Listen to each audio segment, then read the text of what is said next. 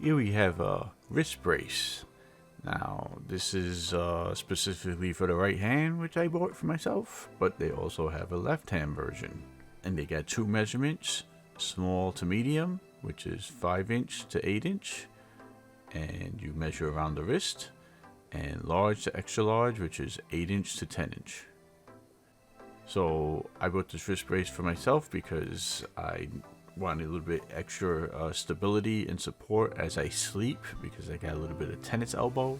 So I'm trying to limit the motion of the wrist and give me support because I have an injury, and I think this is helping me recover without aggravating. So basically, if you're looking for something like this, you know what you need this for, and this may provide assistance to you.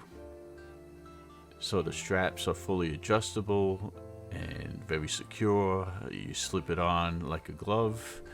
It lets your fingers able to do jobs and has good flexibility, but it has a rigid piece of plastic or in the palm, which gives you the supportive brace there and reduces motion in the wrist. So I could work a mouse with this. I could work a vertical mouse and a regular mouse. You could definitely type on the PC and get things done. The only thing, you may get irritated in between the thumb and the pointer finger. So what I do is I don't slide the thumb through the hole.